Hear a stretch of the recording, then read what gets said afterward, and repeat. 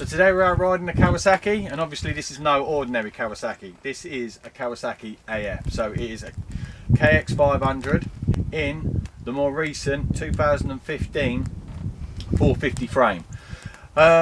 Quite excited about riding this bike. Just want to get a good feel for it. I'll give you a little bit of history on the bike a little bit later, but for now I think we should just listen to the baby start up, see if we can fire it into life. And original 500s are really desirable at the moment, and them being so desirable makes them also very expensive. So the little bit of history behind this bike. I don't know that much about the bike. I don't know who built the bike. Basically I went down to Southampton and picked the bike up from a container, and yeah, it's kind of, you know, it fell in my lap. It was one of those things where people were like, can you test my bike out? Can you ride it? You know, what do you think? For me, I normally shy away from these biker test rides, just because, you know, I don't want Bob down the road welding up a frame and sticking a 500 in, you know, 500 lump in his bike and telling me how good it is. I've been there before, and you know, we all know that these things can break. The vibration's real heavy, and the last thing that I want to be doing at, you know, at my young age is wrecking myself out on track, you know. And luckily for me, I picked this bike up. I had a look over it, I had a look at the frame, thought to myself, yeah, actually the guys have really gone to town on this. There's a bit of thought process gone into this. You know, with a 500 sticking into an alley frame, so this is the 2015 frame and a KX500 engine. So the engine, when I started looking around, you know, I could see that that the bike was, you know, the build quality of the frame and the way that it's been put together was really good and was high spec. One of the things that impressed me when I was looking at it was that they thought about the vibration, which is what I was just saying a minute ago. They've really thought about the vibration of the engine. So the problem that you have when you're putting a 500 two-stroke engine into the alley frames is that the vibration can cause some cracks and really show some weaknesses, and put extra stress on the frame, just down to, you know, obviously the full-on wobble. This has got some rubber grommets, or, you know, some fixings there just to, you know, just to accommodate the vibration, just to help out. So that impressed me. And then after just looking around, I could see that the bike had a lot of money spent on the bike. The fact that I can have this bike for quite a while and obviously make it a bit of a project bike and really settle in and just get it to how I feel that it should be and how I want it to ride. So at the moment, I'll be honest with you, I have ridden the bike. I've ridden the bike for 4 laps at Sellinge, and I didn't like it. I didn't really get on with it, you know. I felt quite uncomfortable on the bike. The front forks for me were quite hard. The back was real hard and real kicking. And then I thought the bike in itself was quite rigid. It was quite solid, and I didn't really like it taking off the jumps. Just didn't, you know, this didn't ooze me with confidence. Previously, or just before, a few weeks before, I'd rode some KX500s of Steve Wells. You know, his KX500 Tech. And his bikes, you know, they were top notch, second to none. So they really made, as soon as I got on those bikes, I felt comfortable. With this one, unfortunately, I didn't. But, you know, here we are. We're going to be out now. We're going to spend the full day riding it. We're going to see what things need improving, or what I think that need improving. And again, if we just run through the bike, you know, it's got a 2-piece clutch, aftermarket exhaust, the Öhlins rear shock. The clutch lever, these levers, I'm not too pumped on, to be honest. The clutch, I'm not too pumped on.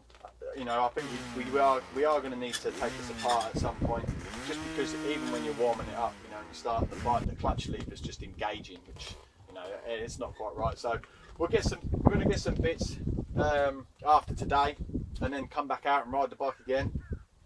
One of the things that really excites me as well is the Electron Carb. So I've always had mixed feelings about the Electron Carb. And also, you know, I've heard mixed things about it as well. You know, some people rave about it, some people don't. And I'd really like to spend some time just setting it up and see what, you know, see how the thing works, and let's see what it's about. Is it good? Is it good value for money? You know, we all know the benefits of it, that you don't have to throw loads of jets and pilot jets, and the jet box is pretty much gone. You know, it's out of the equation with this carb setup. But I'll be honest with you, starting it up is pretty difficult. 500s are hard to start as it is. And today, this one was pretty difficult to set up, but I haven't been in it. You know, it is the US spec, so, you know, maybe that's where the problem is. But I'm all about let's get out, ride it, you know, let's kind of, you know, work it out as we go, you know, and that's pretty much where we are today.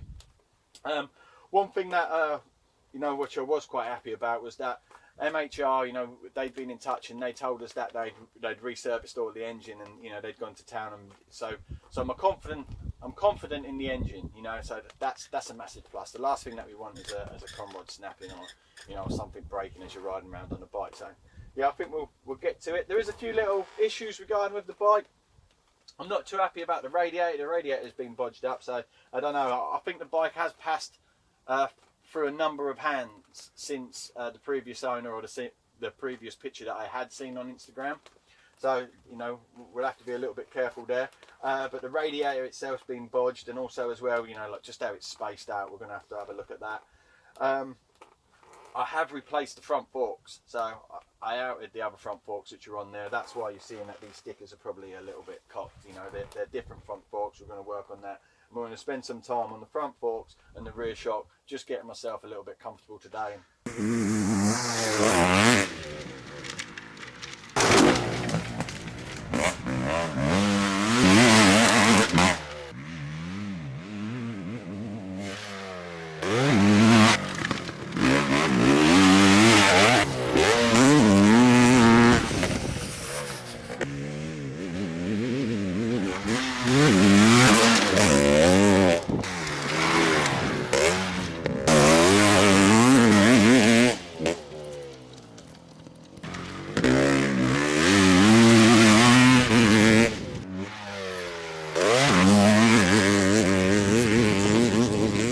I was always a little bit skeptical about riding this bike, you know, and I did stress, didn't I, you know, that I looked over the bike and thought, yeah, this is, you know, this is all right. It's basically, he's the guy who's built it. It's got some attention to detail, and he's got some savvy. He knows what he's doing. And after riding the bike, yes, you know, you can really feel the benefits of, you know, the 2015 frame. It's awesome. Just riding the bike, feeling it. I've rode a primitive frame. You know, that was good.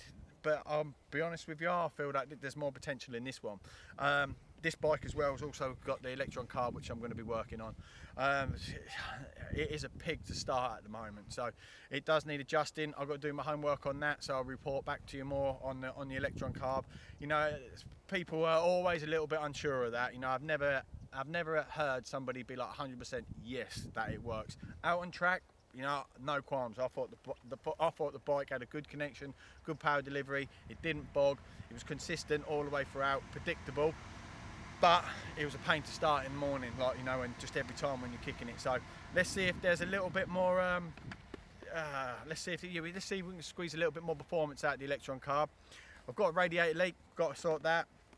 Obviously, I changed the front forks on the bike, so the suspension's all dull, settled in, getting comfortable. It does need a lot more work. The clutch needs moving. You know, the clutch needs to go really. The clutch lever, and we're gonna give it some TLC and really look after the bike.